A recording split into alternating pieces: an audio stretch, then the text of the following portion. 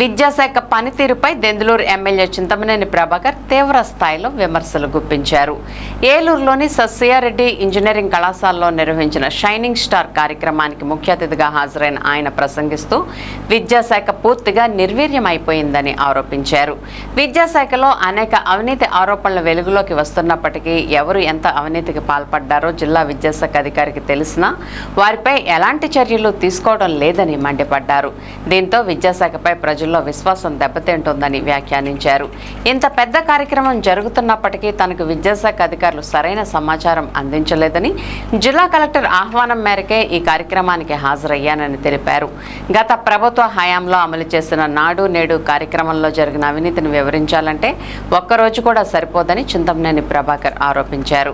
విద్యా వ్యవస్థలో పారదర్శకత, జవాబుదారీతనం పెరగాల్సిన అవసరం ఉందని ఆయన పేర్కొన్నారు. కార్యక్రమంలో విద్యార్థులు, అధ్యాపకులు, విద్యాశాఖకు చెందిన పలువురు అధికారులు, ప్రజా ప్రతినిధులు పాల్గొన్నారు. 10,090 లక్షల రూపాయలు రేపు 22వ తారీఖున మీ తల్లుల అకౌంట్లో వేయడానికి డబ్బులు రెడీగా ఉన్నాయి, సిద్ధమైనవి అని చెప్పి కూడా మీకు ఈ సందర్భంగా మేము తెలియజేస్తున్నాం. పగట వేషగాళ్ళు వస్తారు, మీ పార్టీ వాళ్ళకే తల్లికి వందనం ఇచ్చారు, వేరే పార్టీ వాళ్ళని ఏరి మీరు ఆపారని చెప్పి నోటికి ఏమి తింటున్నారో తెలియనటువంటి మాటలు మాట్లాడుతున్నారు.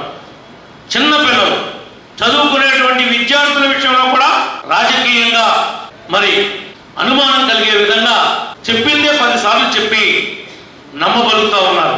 స్కూలు ఉపాధ్యాయులారా, హెచ్ఎంలారా, ఎంఈఓలారా, ఇక్కడ ఉన్నటువంటి ఈఓ గారు కానీ కలెక్టర్ గారు కానీ మీ దృష్టికి వస్తే మేము ఇవ్వలేకపోతే మా చేతకాంతం అని చెప్పి గాజు వేసుకుంటాం.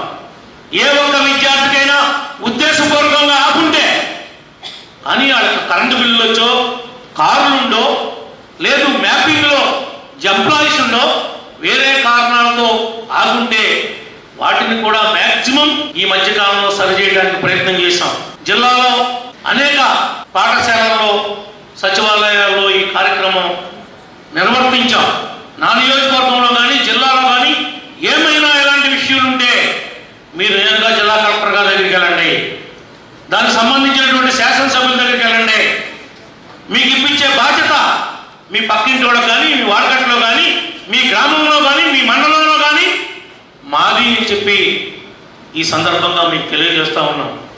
10,090 కోట్లు ఇంత ఆర్థిక పరిస్థితుల్లో కూడా మీ అందరినీ ప్రయోజకులు చేయాలి.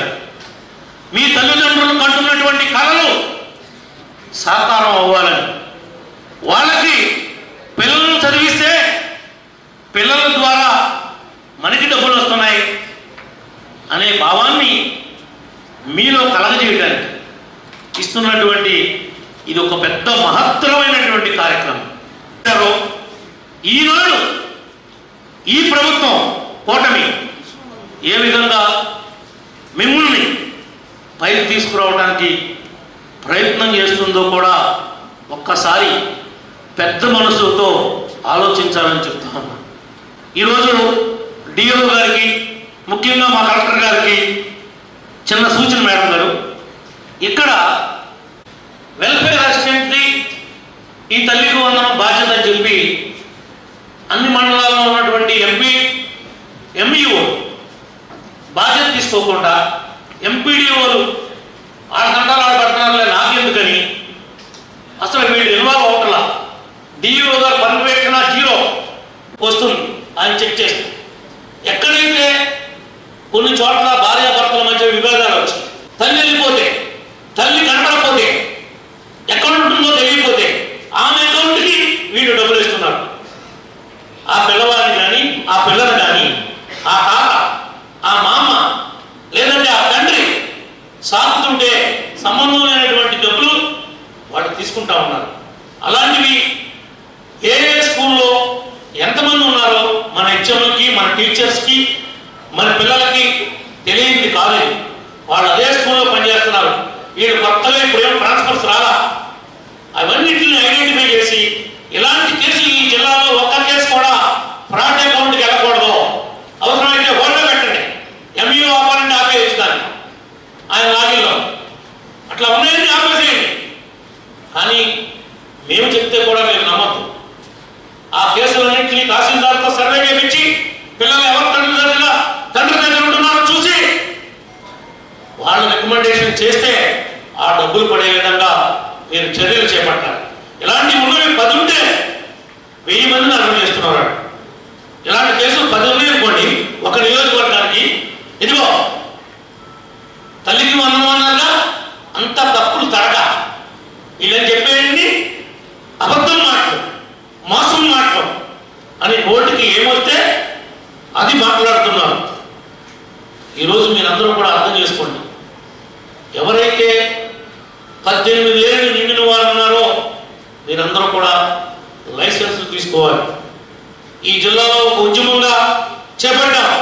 చాలా మంది ఉపాధ్యాయులు ఉన్నారు ఇక్కడ, అన్ని స్కూల్స్ నుంచి వచ్చినటువంటి వాడు.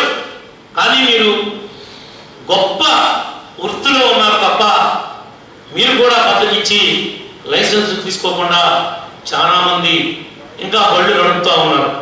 దయించి మీరు సమాజానికి ఒక మెసేజ్ ఇవ్వాలి, సంఘానికి ఒక ఆలోచన కలిగించాలి. ప్రతి ఉపాధ్యాయుడికి బైక్ డ్రైవ్ చేస్తుంటే ఉపాధ్యాయులు కానీ మనం లైసెన్స్ ఉండాలి అని చెప్పి మీరు ప్రయత్నించండి.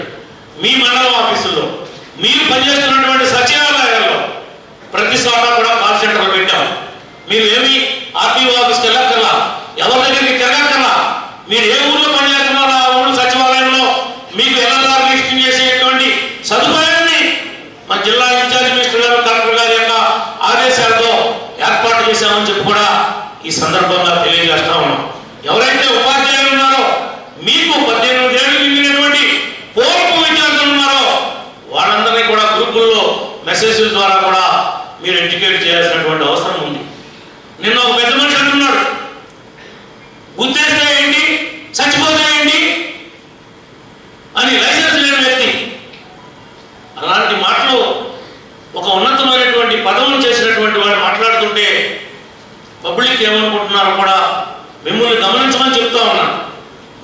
ఆయనేమి దుర్భాష ఆడతలా, తేడా మాట్లాడతలా. కానీ అలాంటి మూర్ఖులు ఒక్కసారి అంటే అధికారంలోకి వస్తే అధికార మదం గ్రామంలో ఉండేటువంటి వార్డు స్థాయిలో ఉన్న వ్యక్తి కానుండి ముఖ్యమంత్రి దాకా అదే మదం పైకి పెడితే 11కే పరిమితమయ్యారు. ఊరికే కాదు, మీ అందరి యొక్క ఈనాడు చదువుకున్నటువంటి సైనిక్ స్టార్స్ యొక్క తల్లిదండ్రులు, మా ఉపాధ్యాయులు, వేదిక మీద ఉన్నటువంటి మా ఉద్యోగస్తులు, వ్యాపారస్తులు, కార్మికులు, కర్షకులు, అన్ని రంగాల వారు కూడా ఈ రాష్ట్రాన్ని కాపాడాలంటే ఒక కన్ను చంద్రబాబు గారు, రెండో కన్ను పవన్ కళ్యాణ్ గారు, వీళ్ళిద్దరితోనే సాధ్యమని నిరూపణ చేసినటువంటి తీర్పిచ్చినటువంటి తీర్పుతో ఈనాడు వేదిక మీద లేదు కానీ మా చంటి గారు కానీ మీ ముందు సదావరంగా నిలబడగలుగుతున్నాం. మీకు విద్యార్థులకు కానీ వాళ్ళ తల్లిదండ్రులకు కానీ ఉపాధ్యాయులకు కానీ మీకేముంటే అది తప్పనిసరిగా మా దృష్టికి తీసుకురండి. నాడు నేడు గతంలో అనేక స్కూళ్ళలో అవకతవకలు జరిగినాయి. హెచ్ఎంలందరూ కాముగా ఉంటున్నారు. ఆ డబ్బులన్నింటికి వేరే పార్టీ నాయకులకు ఇచ్చారు. మీరు మీ డిఓ గారు చాలా పెద్ద మనిషి అని ఎవరిని ఏమి ముట్టదు, పట్టించుకోదు. ఈ పిల్లలకి ఈ స్కూల్కి ఇచ్చినటువంటి డబ్బు ఏమైపోయింది, ఏ పందుకొప్పులు తిన్నాయి, వాటి దగ్గర నుంచి తీసుకొచ్చి కక్కించి ఆ భవనాన్ని ఎందుకు అట్లా గాలి వదిలేశారు అని ఈ సందర్భంగా నాకు అవకాశం వచ్చింది కాబట్టి నేను ఎప్పుడైనా కట్టడానికి మాట్లాడాను. కానీ దీనికి సంబంధించిన సబ్జెక్ట్ నడుస్తుంది కాబట్టి మీ మీడియా ద్వారా ఆనాడు వాళ్ళు చేసినటువంటి అరాచకాలు తెలియటం కోసం చెప్తున్నా ఉన్నానని చెప్పి, గుర్తు చేస్తా ఉన్నానని చెప్పి చెప్తా ఉన్నాను. ఒక గొప్పగా కాదు, మీకు తెలుసు డిఓ గారు, మీ వాళ్ళు ఎవరెవరు దీంట్లో పాత్రదారులో ఎంతమంది ఎన్ని కోట్ల డబ్బు మిగిలేశారో. ఎందుకంటే మీ ఇంటికాడైతే అలాంటి పని చేస్తే కాంట్రాక్టర్కి ఇస్తే మీరు వదిలిపెట్టేస్తారా? మీరు కాంట్రాక్ట్ ఇస్తే చెప్పి చెప్పి చెప్పి ఊరికి ఆ గోడకు చెప్పుకున్నట్టు తప్ప ఒక శాసనసభ్యుడి యొక్క ఆవేదన మరొకటి కాదు. గౌరవ కలెక్టర్ గారు స్వచ్ఛాంధ్ర చైర్మన్ గారితో మాట్లాడి ఏమైతే హై స్కూల్స్ ఉన్నాయో ఎక్కడైతే మీకు టాయిలెట్ బ్లాక్స్ కావాలో ఆడపిల్లలు కానీ మగపిల్లలు కానీ సపరేటేషన్ లేకుండా ఇబ్బంది పడుతున్నారో కమాన్ రండి అని అడిగారు. మీ ద్వారా మా హెచ్ఎంలను అడుగుతున్నా, మా నాయకులను అడుగుతున్నా, మా టీచర్స్ని అడుగుతున్నా, మీ ఇష్టం. మీకు ఎన్ని టాయిలెట్లు కావాలో చెప్పండి. మళ్ళీ 2 నెలల్లో కొత్త టాయిలెట్లు మీ స్కూళ్ళల్లో కాంప్లెక్స్ లాగా ఏదో 1-2 కట్టి చేయదలుపుకుంటా కాదు, ఒక కాంప్లెక్స్ లాగా కట్టి మీకు అంకితం చేస్తామని చెప్పి కూడా ఈ సందర్భంగా నేను తెలియజేస్తున్నాను. మరి ఈ తల్లిదండ్రులందరికీ కూడా మరి మరొక్కసారి ధన్యవాదాలు తెలియజేస్తున్నాం. ఈ పిల్లలు ఇదే స్ఫూర్తితో ఈ దేశానికి, ఈ రాష్ట్రానికి, ఈ యొక్క జిల్లాకి, నా నియోజకవర్గానికి నాలో వాళ్ళు ఎవరైనా ఉంటే వాళ్ళందరూ కూడా ఒక గొప్ప పేరుని కీర్తిని సంపాదించే విధంగా వాళ్ళందరినీ మీరు తయారు చేసినటువంటి ఉపాధ్యాయులు వాళ్ళకి కావాల్సినటువంటి గైడెన్స్ ఇచ్చి ఎప్పటికప్పుడు వాళ్ళ యొక్క విశేషాలను కనుక్కుంటూ ఆ పిల్లలతో ఫ్రెండ్షిప్ చేస్తూ వాళ్ళకు విలువైనటువంటి సలహాలని సూచనలు ఇచ్చి ఇంకా నేనున్నాను అనేటువంటి ధైర్యం ఉపాధ్యాయుడు ఇచ్చేటువంటి ధైర్యం తల్లి తండ్రి కూడా ఇవ్వలేరు. మీరు పెంచి పెద్ద చేసినటువంటి విద్యార్థులందరినీ కూడా ఇంకా శ్రేణిస్తారులాగా వాళ్ళు మనం చూసి గర్వపడేలాగా మీరు తయారు చేస్తారని చెప్పి మనస్ఫూర్తిగా ఆశిస్తూ నేను వ్యక్తిగతంగా ఎవరిని ఏమి మాట్లాడలేదు. కానీ ఈ వ్యవస్థలో ఇక్కడ ఉన్నటువంటి నా దృష్టికి వచ్చినటువంటి కొన్ని విషయాలనే మీకు నేను చెప్పాను. పేరు పేరున ఊరున నేను మాట్లాడే అవకాశం నా కలెక్టర్ గారికి ఇస్తే సాయంత్రం 5 గంటల వరకు ఈ యొక్క విద్యాశాఖలోనే ఉన్నటువంటి అవకతవకలన్నీ కూడా బయటపెట్టేంత లోపుతుందని చెప్పి కూడా మరొకసారి మీ అందరూ కూడా తెలియజేసుకుంటూ నాకు ఈ అవకాశం ఇచ్చి నన్ను పిలిచినటువంటి కలెక్టర్ గారికి, మా చండి గారికి కూడా హృదయపూర్వకంగా ధన్యవాదాలు తెలియజేసుకుంటూ నేను సెలవు తీసుకున్నాను.